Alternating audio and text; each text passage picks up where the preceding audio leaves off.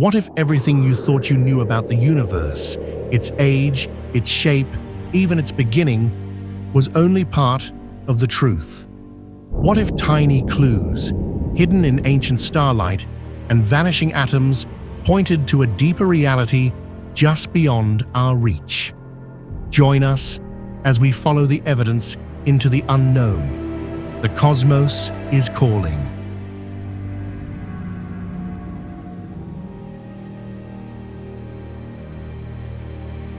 The universe is not just vast, it is profoundly strange. For us, fragile beings bound to a single world, even the idea of deep space challenges everything we consider familiar. Our lives span barely a century, while the cosmos stretches across billions of years. We look up at the night sky and see stars twinkling gently, unaware that we are witnessing ancient light that began its journey long before human civilization even existed. The scale of time, distance, and complexity out there is so immense, it humbles our place within it. And yet, despite our limits, we seek to understand.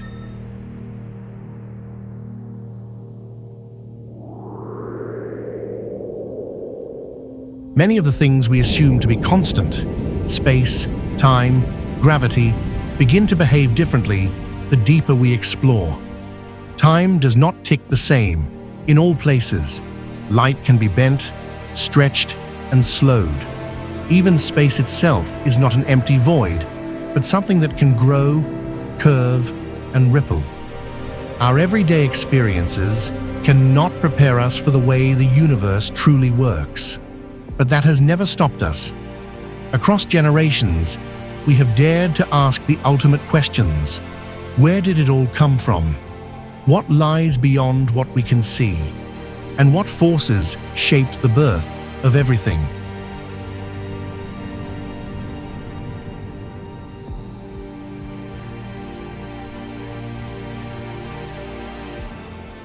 To begin answering these questions, we must first let go of some of our assumptions.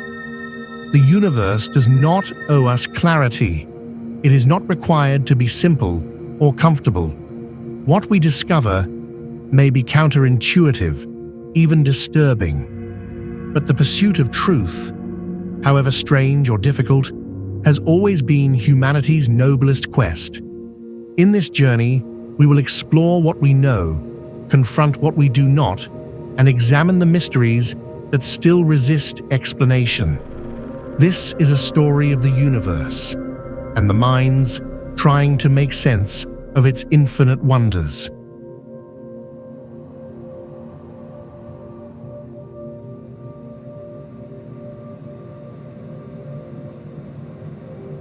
To understand the origins of the universe, scientists turn to a theory that, despite its name, was not truly a bang in the traditional sense.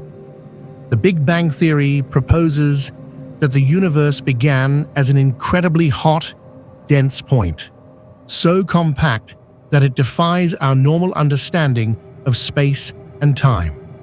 There was no explosion in space, because space itself did not yet exist. Instead, this event was the sudden emergence of space, time, energy, and matter from a singularity, a place where the laws of physics as we know them completely break down.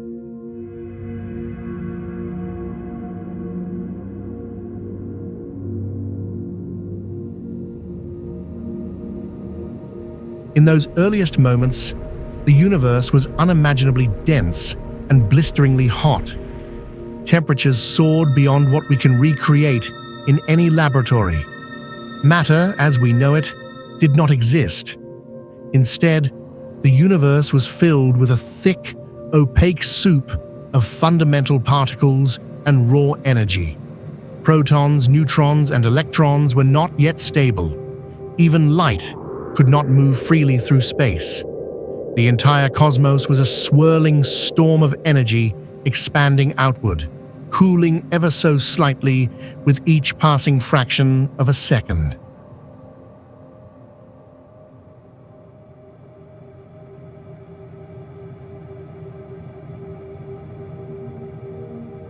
Within the first few minutes, as the universe cooled, particles began to stabilize. Protons and neutrons started to bind together, forming the nuclei of the simplest elements, hydrogen and helium. This period, known as primordial nucleosynthesis, determined the basic chemical makeup of the universe. Nearly 3/4 of all matter became hydrogen, with most of the rest becoming helium. A trace amount of lithium also formed, but heavier elements would have to wait until the first stars ignited, millions of years later, to be born in their fiery cores.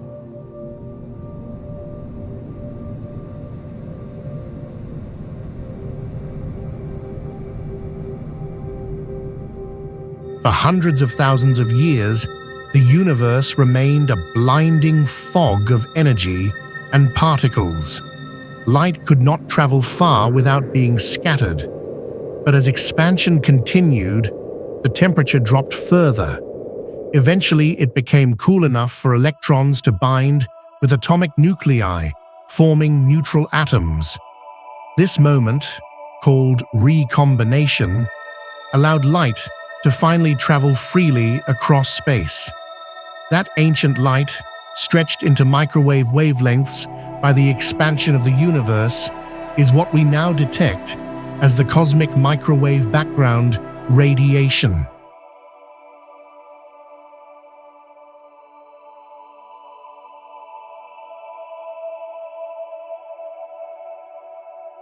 The Big Bang did not occur at a single point in pre-existing space.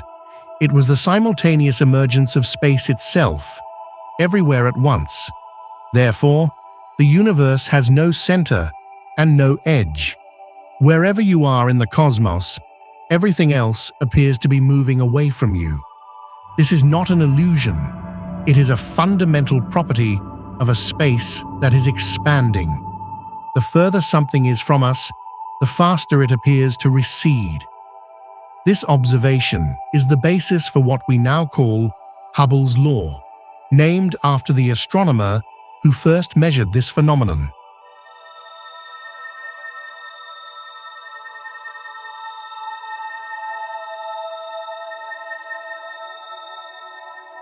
The Big Bang theory is supported by multiple lines of evidence.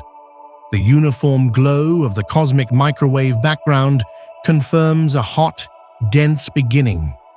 The relative abundances of hydrogen and helium align with predictions made by the theory, and the observed redshift of distant galaxies, light stretching as space expands, provides a clear signature of a dynamic universe in motion.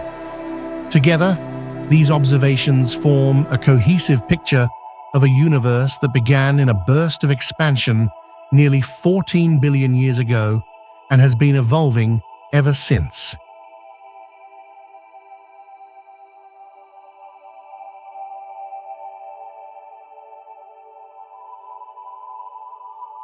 Yet, the Big Bang theory is not a complete explanation. It tells us how the universe has changed since its earliest moments, but not necessarily what triggered its beginning. The first tiny fraction of a second, where quantum physics meets cosmic scale, is still shrouded in uncertainty. What came before the Big Bang? Was there a before? These questions remain some of the deepest in cosmology. But as our instruments improve and our minds continue to reach outward, we move closer to the answers. The story of the universe is still unfolding.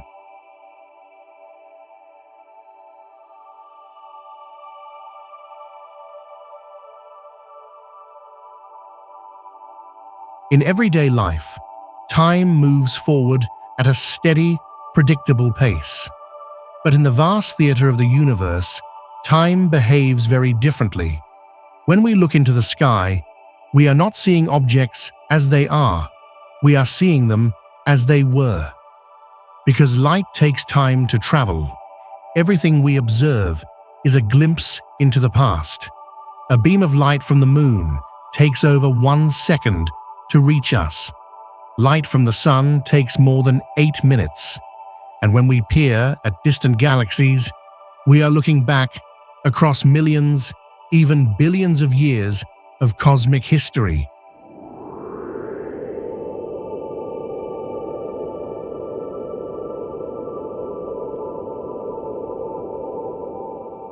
This effect turns every telescope into a time machine. The deeper we gaze into space, the further back in time we are observing. Galaxies close to us appear mature and structured, their spiral arms gracefully arranged. But as we look farther out, the shapes become less defined. Distant galaxies appear chaotic, irregular, and full of star-forming activity. That is because we are seeing them in their cosmic youth, as they were when the universe itself was young. Light from those galaxies began its journey long before Earth even formed.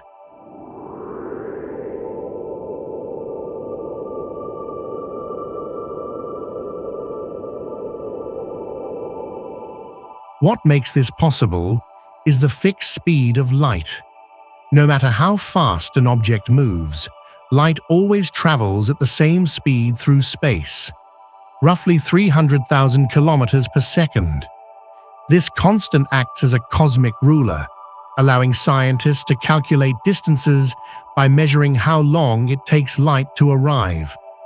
When astronomers say that a galaxy is 10 billion light-years away, what they truly mean is that the light we now see left that galaxy 10 billion years ago. In other words, we are observing a 10 billion-year-old photograph of that object.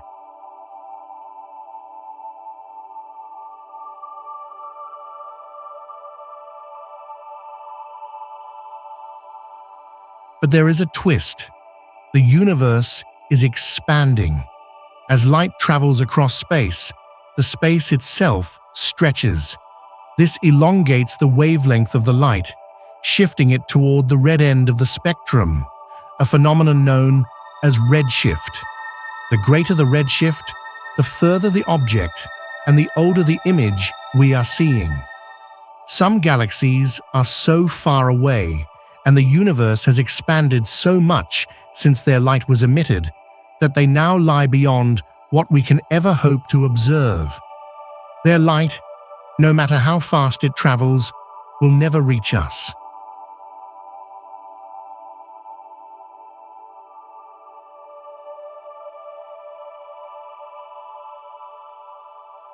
This boundary defines what we call the observable universe, a spherical region centered around us, beyond which light has not had time to arrive.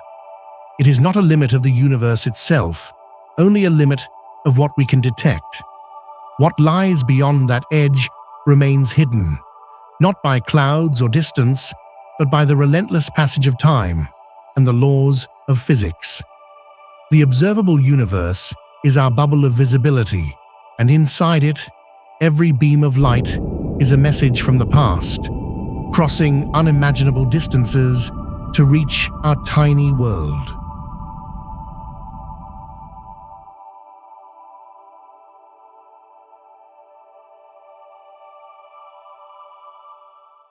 The implications are profound.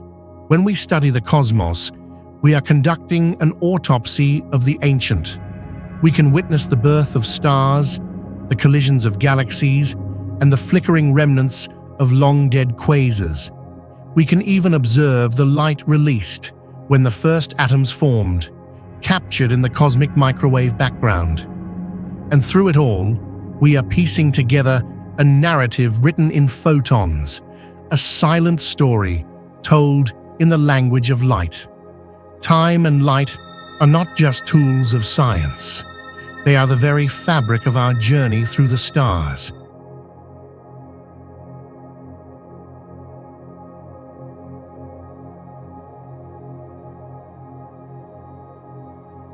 One of the most common misconceptions about the Big Bang is the idea that it was an explosion from a specific location, scattering matter outward into empty space. But that image while intuitive, is misleading. The universe is not like a firework bursting from a single point. Instead, the Big Bang was an expansion of space itself, and that expansion happened everywhere, all at once. There was no center because there was no pre-existing space to expand into. The universe did not grow into something. It brought space into existence as it expanded.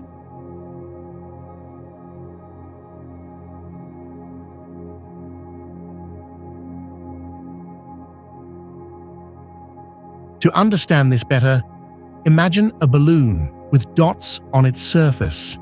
As you inflate the balloon, the dots all move away from one another, but no dot is the center of the expansion. The surface itself is expanding uniformly. If you were standing on any of the dots, you would observe every other dot receding from you. That is what we observe in our own universe. Every galaxy is moving away from every other galaxy, and no matter where you are in space, it looks as if you are at the center. But of course, you are not. There is no center. There is only expansion.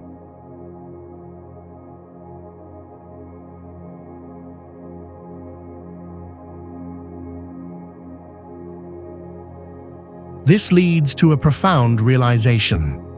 The universe is both centerless and edgeless.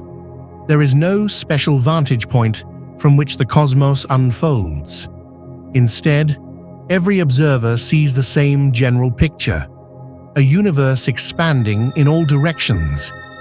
If you were to travel billions of light years away, you would find that the universe looks remarkably similar from that location as it does from here. The laws of physics remain the same. The background radiation still surrounds you, and galaxies still flee into the distance. It is a cosmic democracy of perspective.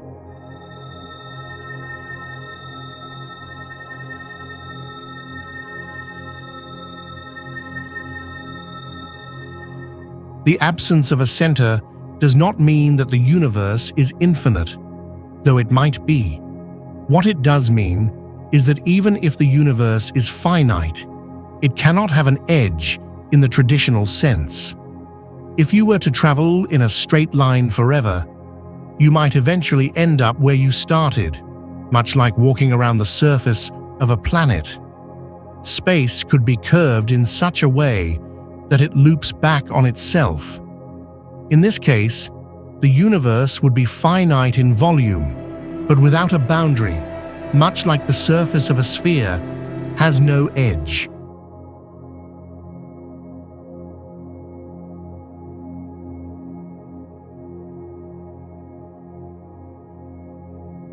This notion that the universe has no edge and no center is difficult to grasp because our everyday experiences offer no analog.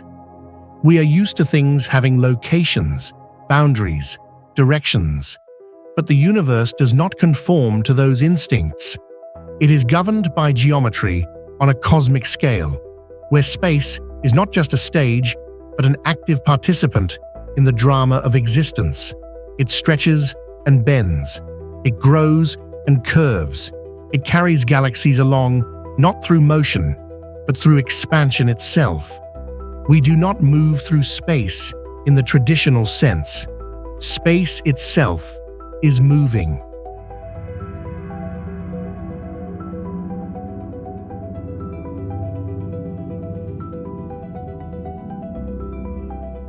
And so, when we ask, where did the Big Bang happen? The answer is both everywhere and nowhere. It happened everywhere because every region of space originated from that primordial state, and it happened nowhere in particular because there was no fixed location to point to. The coordinates we use today were born in the Big Bang itself. To look for the beginning in a particular part of the sky is to miss the deeper truth. The universe did not emerge in a place. It created the concept of place.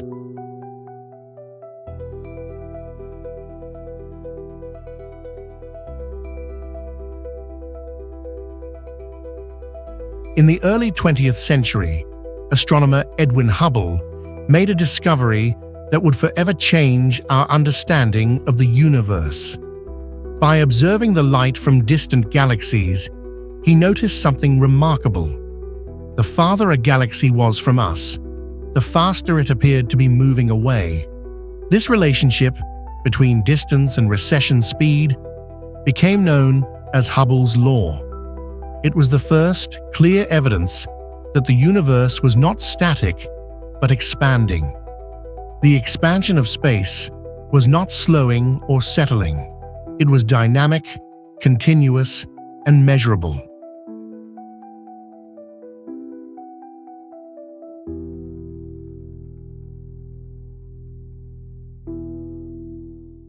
The rate of this expansion is described by a value known as the Hubble constant. It is a number that tells us how fast the universe is stretching at any given distance.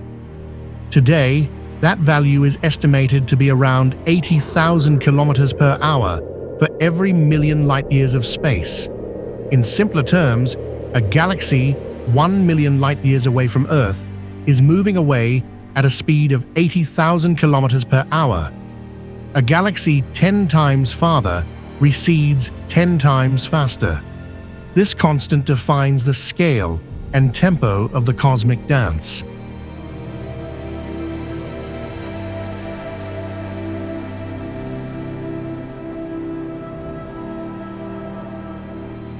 The Hubble constant has profound implications. Because the universe is expanding, it means that the light from distant galaxies is being stretched, shifted to longer wavelengths, toward the red end of the spectrum. This redshift allows astronomers to measure not only how far away a galaxy is, but also how fast it is receding. By combining redshift data with measurements of brightness and distance, scientists can build a three-dimensional map of the universe's structure and behavior over time. It turns the night sky into a vast archive of cosmic history.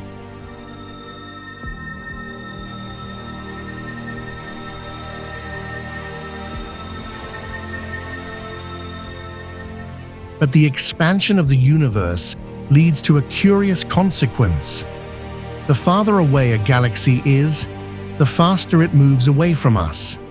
Eventually, at a certain distance, a galaxy's recession speed exceeds the speed of light.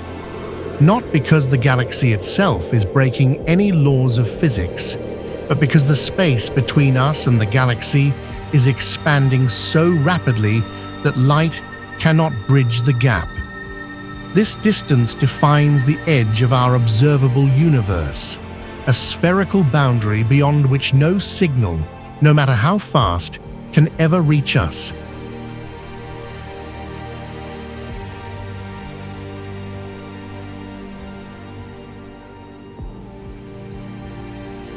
This observable universe is not the same as the entire universe.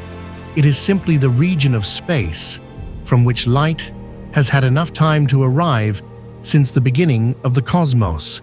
It is a moving horizon, shaped not by telescopes or technology, but by time itself. Anything beyond this horizon is, by definition, beyond our reach. It is hidden not by distance, but by causality.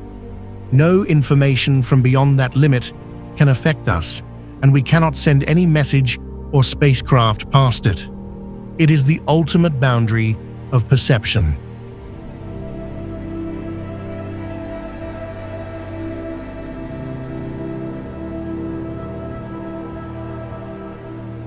Today, the observable universe spans a radius of more than 40 billion light-years in every direction, even though the universe itself is only about 13.5 billion years old. This may seem paradoxical, but it is a direct result of the universe's expansion. As space itself stretches, It carries distant galaxies farther away, even as their ancient light moves toward us. By the time that light reaches our telescopes, those galaxies are much farther than they were when the photons began their journey. This is why the observable universe is far larger than the simple product of age, multiplied by the speed of light.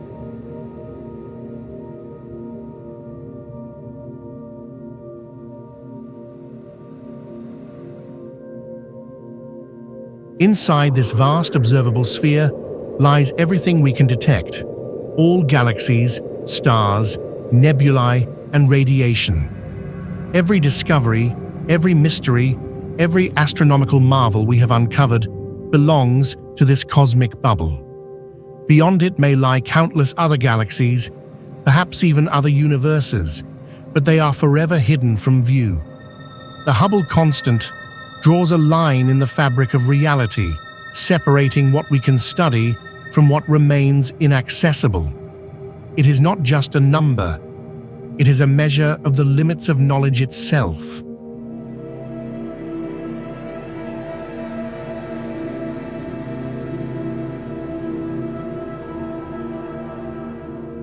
Yet the value of the Hubble constant remains a subject of scientific debate.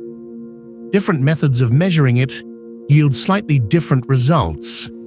Observations of nearby supernovae suggest one value, while data from the cosmic microwave background suggests another. This discrepancy has led some scientists to suggest that our understanding of the universe's expansion may still be incomplete.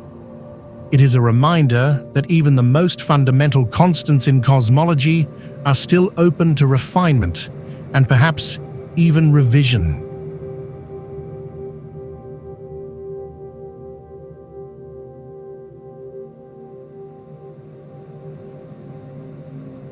In the end, the Hubble constant is more than a tool for measurement. It is a gateway to wonder. It reminds us that the universe is alive with motion, that space itself breathes and stretches. It invites us to peer deeper, to measure more precisely, and to question what we thought we knew. As we continue to study the heavens, the edge of the known will shift, and the questions we ask will evolve. But the fundamental truth remains. We are adrift in a sea of expanding space, watching ancient light wash over us from the farthest shores of time.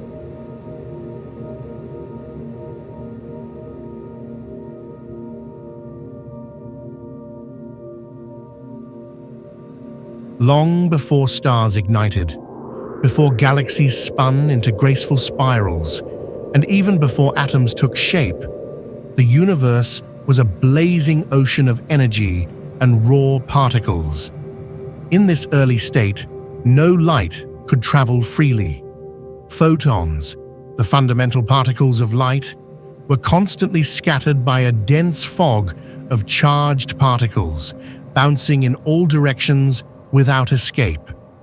This era, known as the photon epoch, lasted for hundreds of thousands of years. The universe, though flooded with light, remained opaque, like trying to see through a cloud of fire.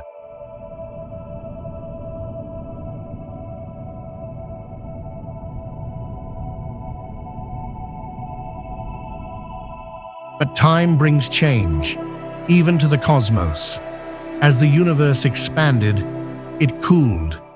Eventually, the temperature dropped low enough for electrons to combine with atomic nuclei, forming neutral atoms. This process, called recombination, occurred around 380,000 years after the beginning. For the first time, light could travel freely through space. That ancient light, released at the very moment the universe became transparent, has been traveling ever since. Today, it reaches us as a faint glow, known as the cosmic microwave background.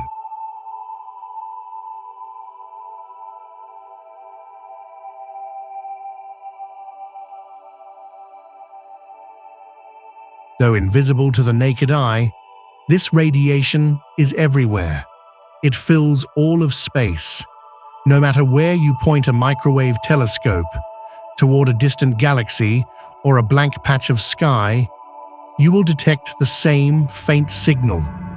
This light does not come from stars or galaxies, but from the universe itself.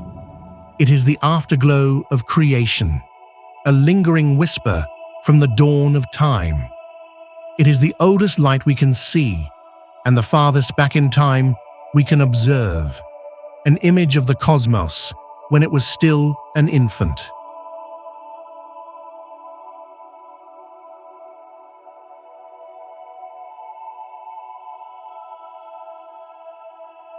But this light did not stay the same. Over billions of years, as the universe expanded, the wavelengths of those ancient photons stretched, cooling from searing visible light to the gentle hum of microwaves. Today, the cosmic microwave background has a temperature of just under 3 degrees above absolute zero, a whisper of heat from a once fiery beginning. Yet within this faint glow lies a treasure trove of information about the early universe, encoded in tiny variations of temperature and density spread across the sky.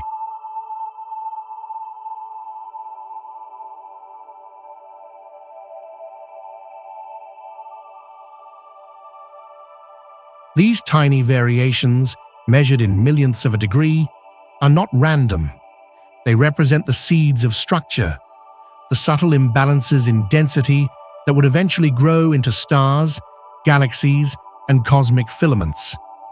In the 1990s and early 2000s, satellites like COBE and WMAP mapped these fluctuations in remarkable detail. Later, the Planck satellite provided an even clearer picture, revealing an astonishingly consistent pattern. The map looks like a marbled texture of hot and cold spots, each one marking a region of slightly higher or lower density in the early universe.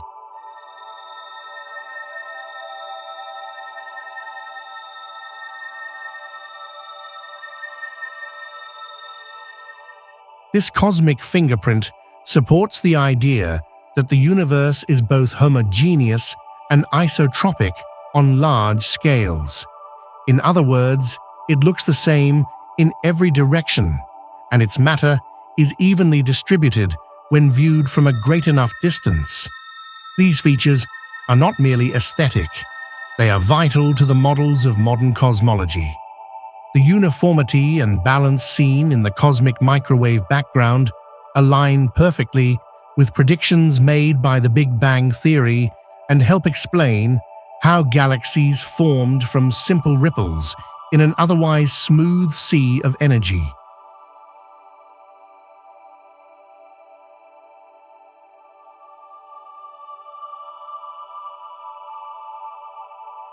Yet, even in this harmony, there are mysteries. Some patterns in the background radiation suggest asymmetries or anomalies that challenge our expectations. There is a so-called cold spot, a large, unusually cool region of the sky that remains unexplained. Some scientists speculate that it might be the imprint of a cosmic void, while others wonder if it points to something even stranger, like a region of space where our universe brushed up against another.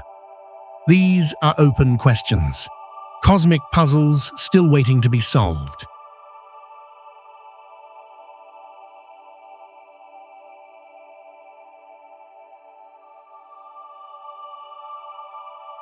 The cosmic microwave background also gives us a powerful tool for estimating the age and composition of the universe. By analyzing the spectrum and distribution of this ancient light, scientists have determined that the universe is composed of roughly 68% dark energy, 27% dark matter, and only about 5% ordinary matter.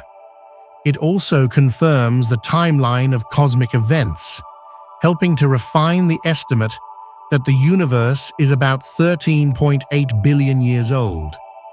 This knowledge does not come from guesswork. It comes from reading the sky like a cosmic ledger.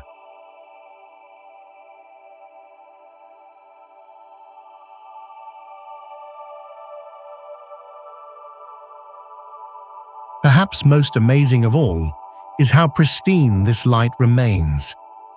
There are few sources of natural microwave radiation in the universe that can compete with it. That makes the cosmic microwave background a uniquely uncorrupted window into the distant past. It is like finding an ancient fossil undisturbed by time or erosion, perfectly preserved since the moment it formed. Each photon we detect is a message from an era when no stars had yet formed, when the entire cosmos was a featureless glow. And yet, it holds the blueprint of everything that would come to be.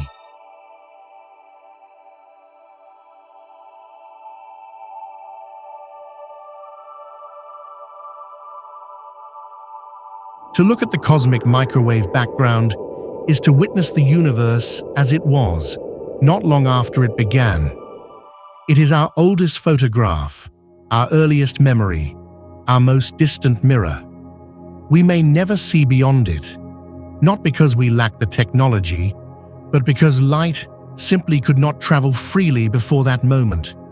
The universe was still opaque, still too hot, too wild, and so this wall of ancient light marks the true limit of our vision. Beyond it, there is only theory, only silence. But within it, there is clarity, a snapshot of the moment when darkness first gave way to light.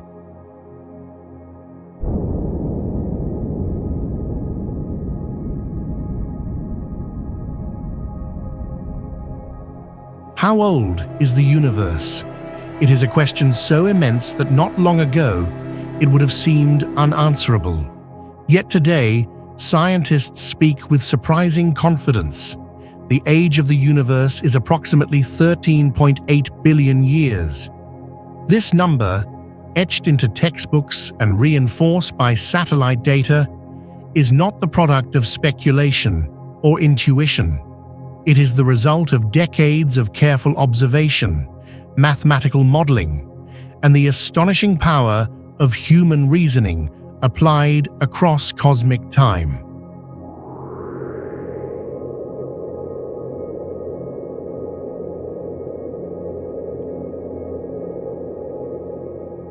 This figure did not come from any single measurement.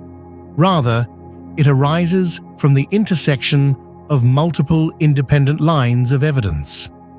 One of the most important comes from the cosmic microwave background, the remnant light of the early universe.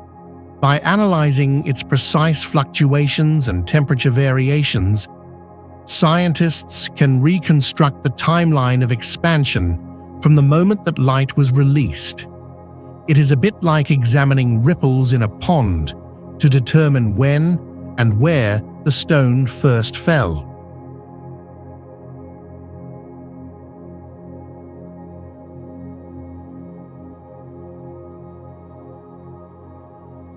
Another approach is based on the expansion rate of the universe, the Hubble constant.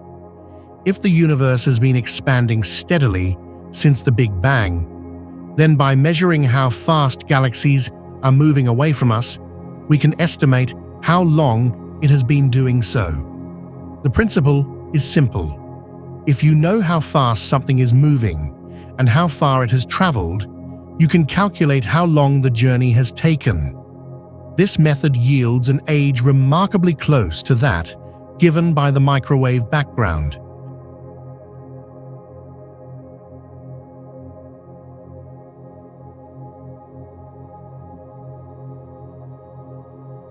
Still more clues come from the ages of stars themselves. Some stars, especially those in ancient globular clusters, are among the oldest structures in the universe. By studying their composition, brightness, and rate of nuclear fusion, Astronomers can estimate how long these stars have been burning. The oldest known stars appear to be just slightly younger than the universe itself, around 13 billion years old, providing an independent check that aligns well with the broader cosmological models.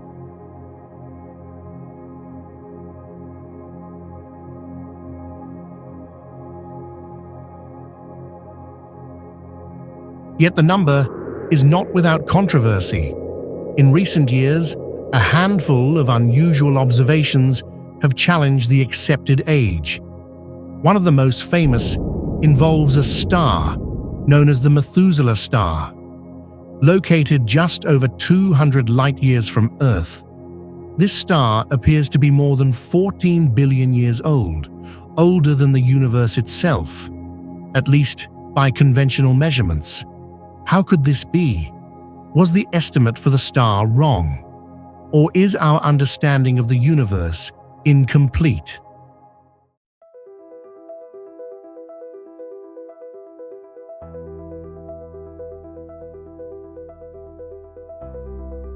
Most scientists believe the discrepancy lies in the complex modeling of stellar evolution.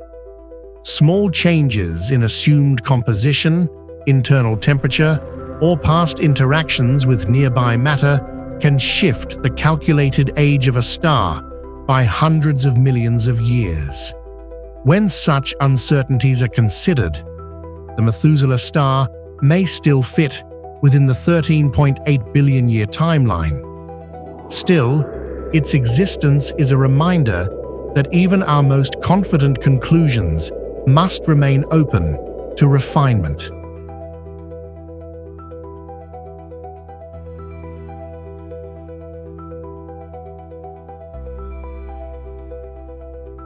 Another point of debate lies in the varying measurements of the Hubble constant itself. When calculated from nearby supernovae and galaxy movements, the number tends to be higher than the value derived from the cosmic microwave background.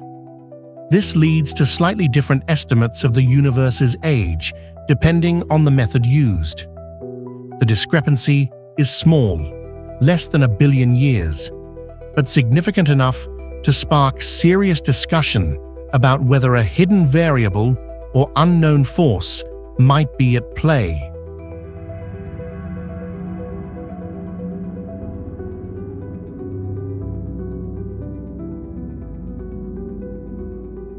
Despite these tensions, the consensus remains strong.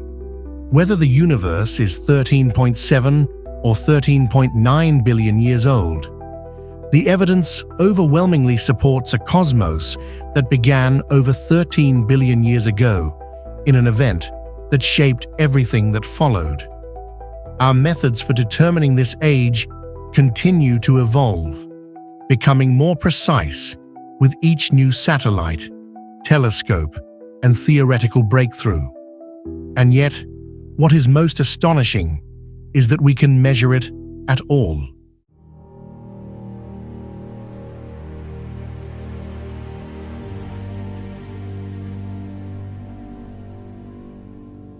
A few hundred years ago, Earth itself was thought to be only a few thousand years old. The idea of billions of years, of eons stretching back before even the sun was born, would have seemed fantastical. Today, with instruments that can detect the faintest flickers of ancient light, and models grounded in both physics and observation, we have pushed our knowledge to the outer boundaries of time. In doing so, we have gained not only answers, but a deepened sense of wonder about our place in the universe.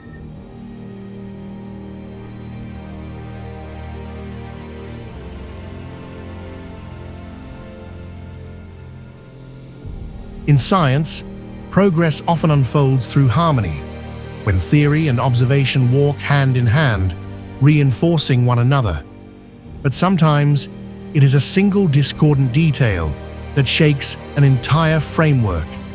In the story of the Big Bang, that discordant detail is lithium. Alongside hydrogen and helium, Lithium is one of the three light elements predicted to have formed in the first few minutes of the universe. Yet unlike the other two, lithium refuses to play along. Its observed abundance in ancient stars does not match theoretical predictions. It is a small anomaly, but one with profound implications.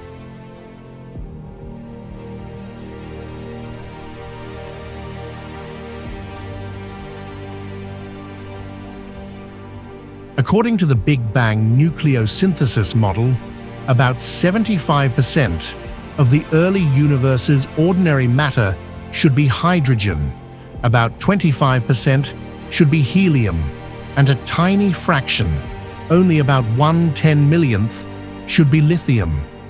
Observations of hydrogen and helium in the oldest stars confirm these predictions almost exactly. But when astronomers look for lithium, they find far less than expected. In particular, lithium-7, the most stable isotope, appears at only 1/3 of the predicted levels. The discrepancy is persistent, precise, and puzzling.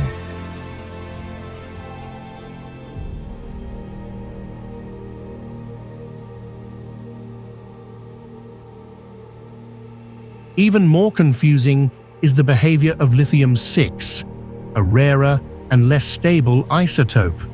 According to theory, it should be nearly non-existent in the early universe. And yet, in some ancient stars, astronomers have detected more lithium-6 than can be easily explained. This imbalance adds another layer of complexity to an already troubling mismatch.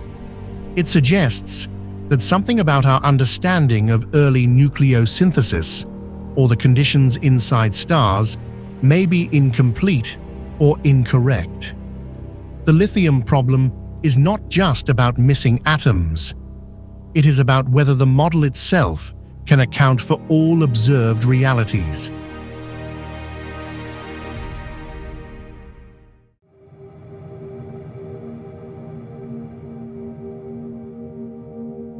Several explanations have been proposed.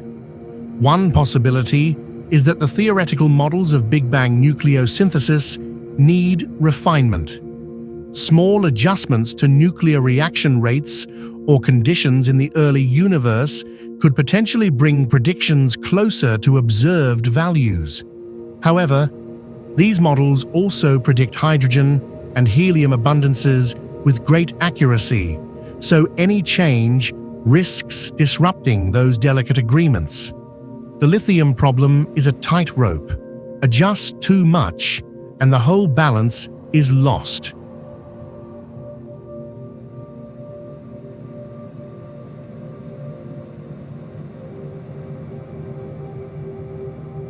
Another possibility is that the stars themselves are altering the lithium they contain. Over time, processes inside a star, such as mixing, convection, or nuclear fusion near the surface, can deplete lithium from the visible layers. If ancient stars have destroyed some of their original lithium, the mismatch might be only apparent. But this explanation is also uncertain. Not all stars show signs of such depletion, and the degree to which it happens varies. It would take an unlikely amount of uniform destruction across many stars to fully explain the discrepancy.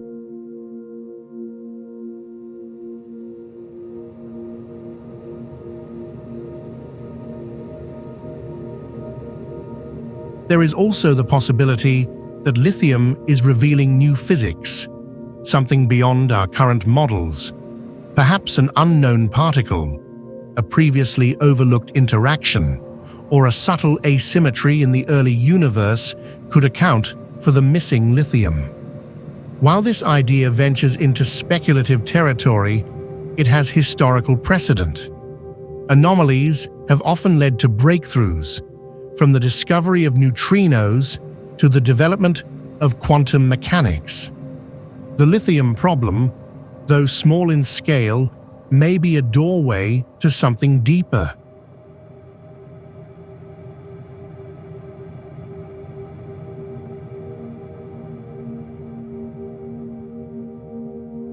Despite years of study, no definitive solution has emerged. The lithium problem remains unresolved, lingering at the edge of our understanding, like a jigsaw piece that refuses to click into place. It is tempting to dismiss it, a minor issue affecting only a trace element. But science is not content with most of the puzzle. It demands coherence. And in a model as elegant and far-reaching as the Big Bang, even a small inconsistency must be addressed.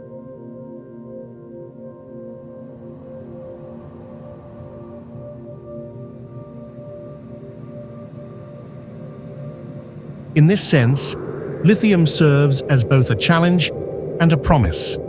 A challenge to our models, our assumptions, and our methods. A promise that there is more to discover, more to learn, more to question.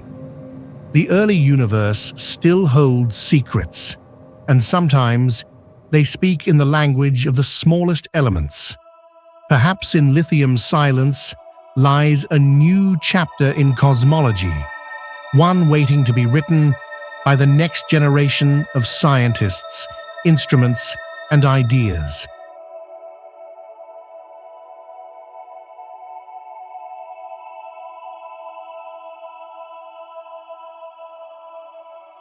When scientific predictions do not align with observations, we are left with a difficult question. Is the theory incorrect? Or is there something wrong with the way we are looking at the universe? This is the dilemma at the heart of the lithium problem. The Big Bang model has been remarkably successful. It explains the expansion of the universe, the distribution of galaxies, the cosmic microwave background, and the abundance of hydrogen and helium. But lithium does not fit. So, which must we question? The framework we trust, or the evidence we gather?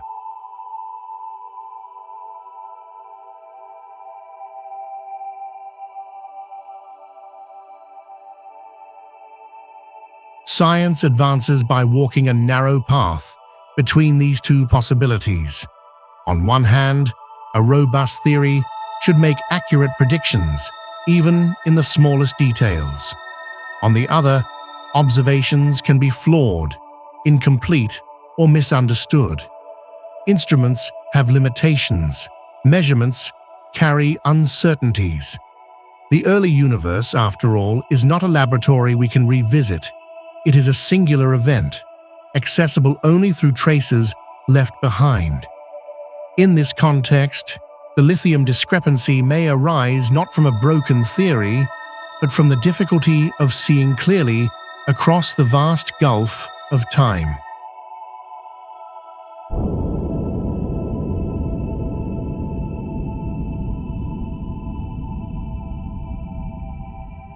Consider the nature of the data. We do not measure lithium directly in the early universe. Instead, we infer its presence by studying very old stars, ancient, low metallicity stars thought to preserve the chemical makeup of the early cosmos. By analyzing the light they emit and identifying absorption lines in their spectra, scientists estimate how much lithium is present. But stars are not neutral archives.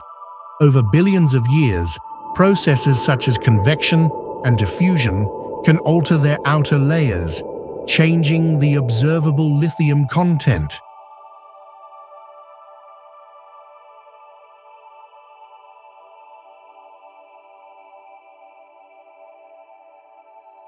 This leads to one possible explanation.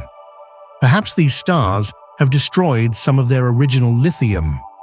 Stellar interiors are hot and active. Lithium is a fragile element, easily consumed by nuclear fusion at relatively low temperatures compared to other elements. If the outer layers of a star mix with deeper, hotter regions, lithium can be pulled inward and destroyed. In this case, what we see on the surface is less than what the star originally contained. If this process is common across ancient stars, it might explain the lithium shortfall.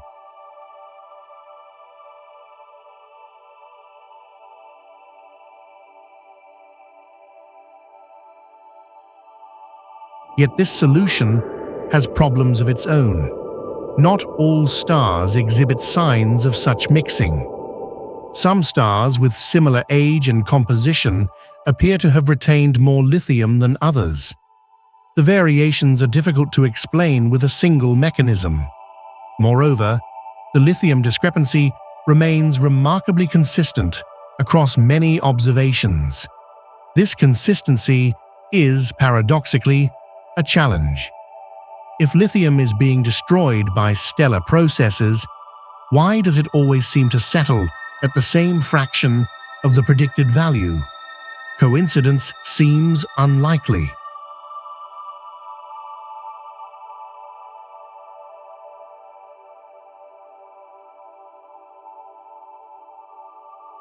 That leads scientists to reconsider the model itself. Could the Big Bang nucleosynthesis equations be slightly off? Might the reaction rates, particle masses, or neutrino properties involved in lithium production differ from what we currently believe? These questions are difficult to test. Changing one parameter often affects others. The same equations that predict lithium also predict hydrogen and helium, which match observations beautifully. Adjusting the theory to fix lithium might spoil the agreement elsewhere. The model is tightly woven. A thread pulled here can unravel the entire tapestry.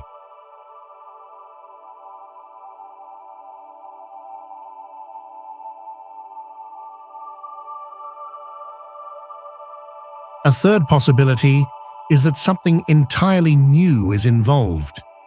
Perhaps an unknown particle decayed during the nucleosynthesis era, altering the balance of elements. Perhaps dark matter interacted with ordinary matter in ways we have not yet imagined. These speculative ideas are being explored, but none have yet offered a definitive solution.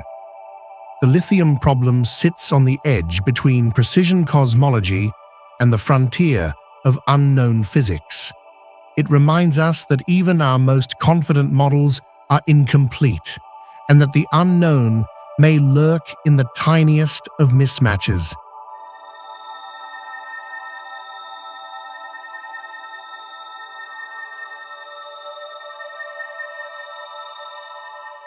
So which is it? Are the observations flawed, or is the model imperfect?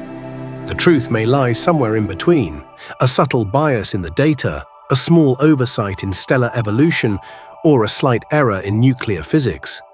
Each possibility remains open, and that is the beauty of science. Questions are not threats to knowledge, they are its engines. The lithium problem does not mean we are wrong about the universe. It means we are still listening to what it has to say.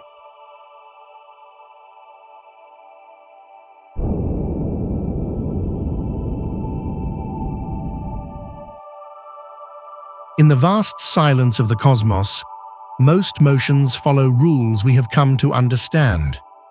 Galaxies expand outward with the universe's fabric, pulled by no force other than the expansion of space itself. Their paths, though dynamic, are predictable.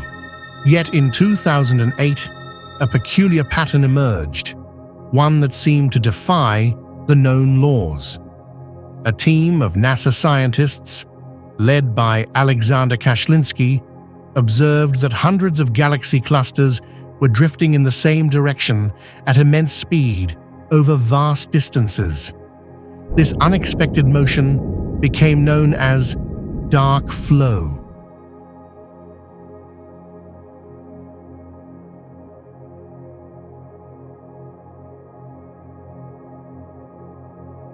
The discovery was made by studying the cosmic microwave background radiation. As this ancient light passed through galaxy clusters, it experienced slight changes due to the movement of those clusters, a phenomenon known as the kinematic Sunyaev-Zeldovich effect. The effect is minuscule, almost imperceptible. But by comparing thousands of data points, the researchers found a consistent drift, a flow of matter stretching over more than 2.5 billion light-years, moving toward a specific region between the constellations Centaurus and Hydra.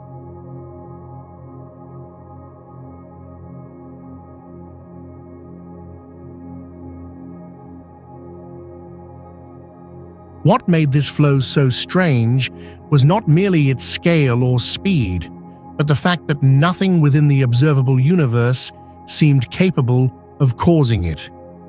Gravity, as we understand it, requires mass to exert influence, but there appeared to be no large structure or galaxy cluster in that direction, massive enough to be pulling these distant clusters. The implication was unsettling. Whatever was influencing them lay beyond the observable universe, outside the range of any light or signal we could detect. It suggested that something massive and possibly ancient was tugging on our universe from the other side of the cosmic curtain.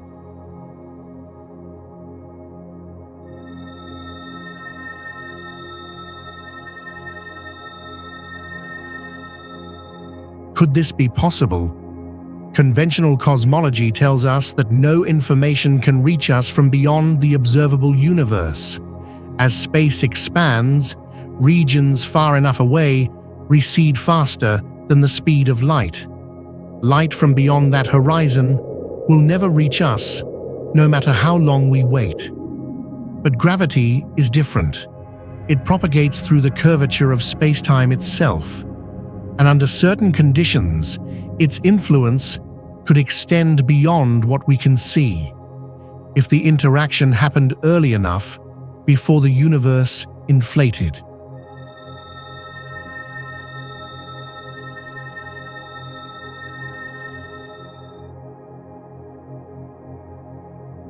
This brings us to the idea of cosmic inflation, a brief, violent expansion that occurred just after the Big Bang. In less than a trillionth of a second, the universe grew from subatomic size to macroscopic scale. During this inflationary period, regions that are now disconnected may have once been close enough to influence each other. If a dense mass existed just beyond our current horizon before inflation pushed it out of reach, it might have gravitationally pulled parts of our observable universe toward it. That early tug could explain the persistent motion we now call dark flow.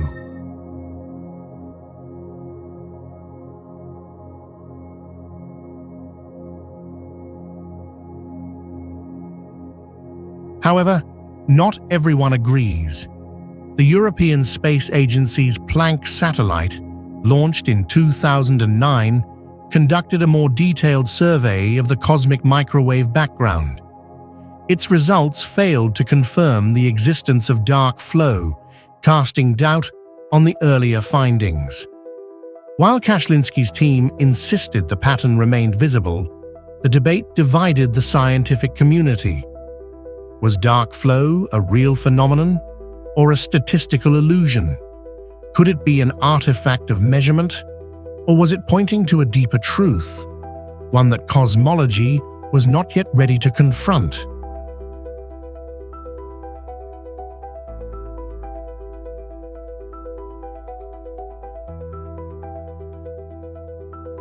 If dark flow is real, its implications are staggering.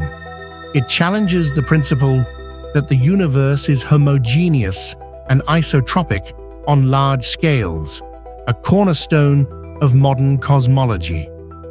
It hints that our observable universe is part of a much larger structure, perhaps connected to other universes in a wider multiverse. Some models even suggest that collisions or interactions between universes might leave imprints, like the cold spot found in the cosmic background.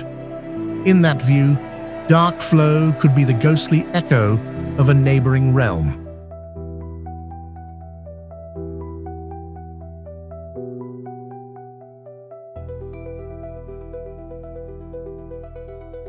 if dark flow is not real, if it is the result of faulty interpretation or imperfect data, then it still teaches us something important. It reminds us how delicate the frontier of knowledge can be, how easily profound mystery can emerge from the tiniest signals. It shows how even mature sciences like cosmology are still vulnerable to surprises. Whether dark flow turns out to be a genuine cosmic current or a mirage on the edge of understanding, it has already done what great science always does. It has made us look again, more carefully, and ask deeper questions about the universe we call home.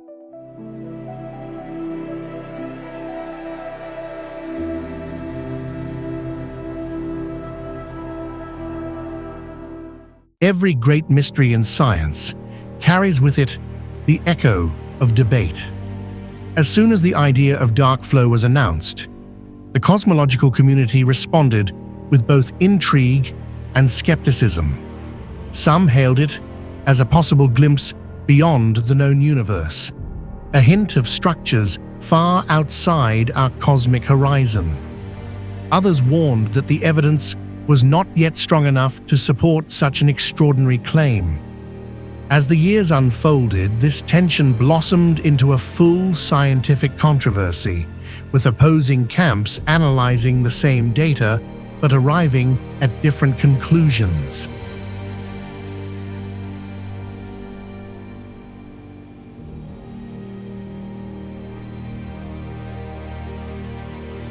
At the heart of the debate lies the method used to detect dark flow, the kinematic Sunyaev-Zeldovich effect.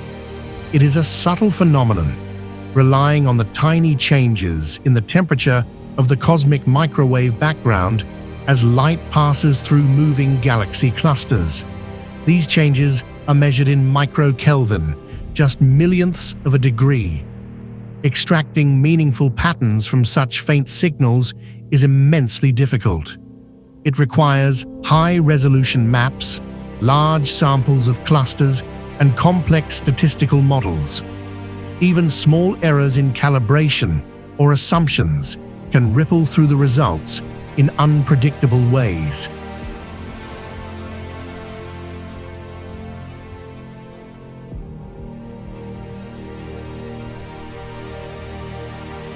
The team led by Alexander Kashlinsky was confident in their approach. Using data from the Wilkinson Microwave Anisotropy Probe, WMAP, they analyzed over 1,000 galaxy clusters and reported a consistent bulk motion. Galaxies drifting at hundreds of kilometers per second toward a common direction. Their analysis showed that this motion extended beyond 1 billion light-years, perhaps even further. If true, this flow could not be explained by any known gravitational sources within the observable universe. Something else, they argued, must be pulling these clusters, something beyond the cosmic horizon.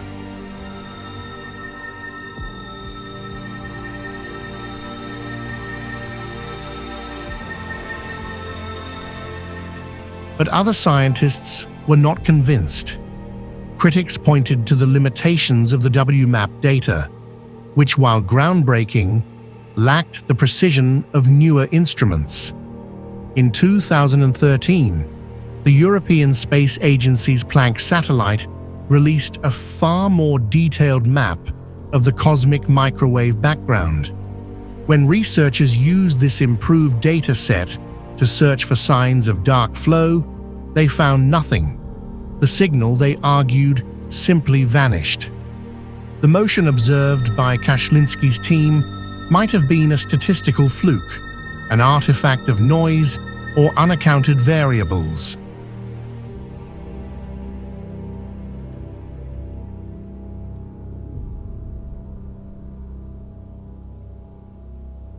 Kashlinsky and his collaborators disagreed. They re-examined the Planck data and claimed that with proper filtering and analysis, the pattern persisted.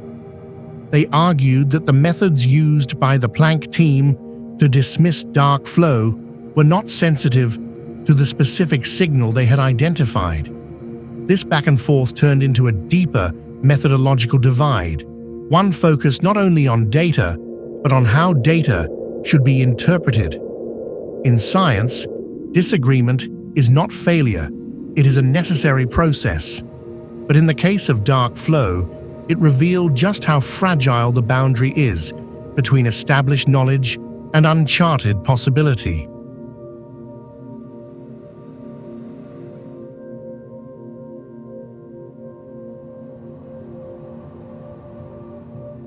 Underlying this debate is a philosophical tension that runs through all of cosmology. Our models of the universe rely on certain assumptions: that the universe is uniform on large scales, that it follows known physical laws everywhere, and that what we observe is representative of the whole. Dark flow threatens those assumptions. If confirmed, it would imply that the universe is not entirely homogeneous, that beyond our observational limits lie structures of vast gravitational influence. It would challenge the cosmological principle itself, the very foundation on which most models rest.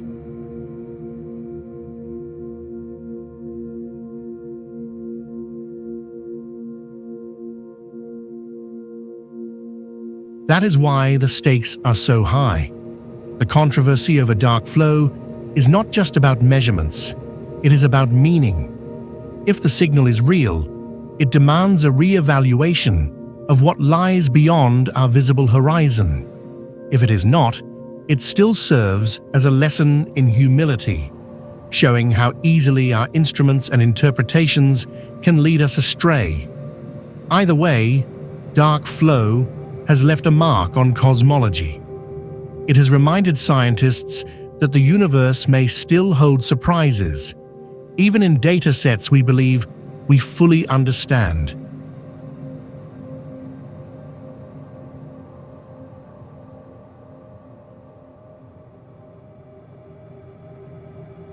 For now, the verdict remains open. More powerful observatories, better data, and new analytical techniques may one day settle the question. Perhaps future missions will confirm that there is indeed a great cosmic drift, a subtle whisper from beyond the veil. Or perhaps they will reveal that the flow was an illusion, a ghost born of noise and hope. Until then, the dark flow controversy stands as a mirror to science itself. Uncertain, contested, yet ever striving toward truth.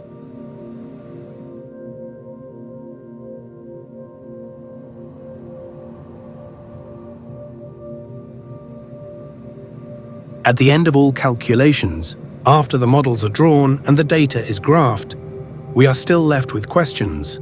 The universe, vast and ancient, does not yield its secrets easily. We have traced its story from the first moments of expansion to the distant shimmer of galaxies, from the echo of the Big Bang to the tiniest imbalance in lithium atoms. We have measured light that has traveled billions of years and uncovered flows that may stretch beyond the edge of what we can see. Yet for all our progress, the picture remains incomplete, an enormous cosmic mural with portions still missing.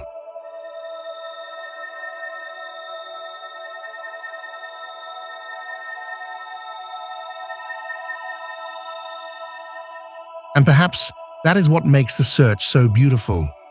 Science is not the pursuit of certainty, but of understanding. Each answer leads to more questions. Each discovery opens a new door. The lithium problem, the age debate, the dark flow controversy, these are not signs of failure, but signs that the universe is deeper than we imagined. They are invitations. They tell us that the story is not finished, that there are still places to go, still mysteries to ponder, still light flickering just beyond the reach of our instruments.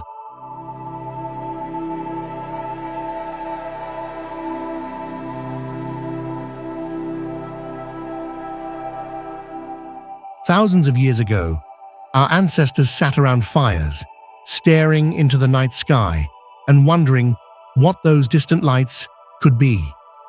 Today, our campfire is brighter. It burns in observatories, satellites, and accelerators, but the wonder remains the same. We still look into the darkness, hoping to understand what lies beyond. And though the universe may never give us all the answers, it gives us something just as precious: the chance to ask, to reach, to imagine. And as long as that flame continues to burn, the human story will remain forever entwined with the stars.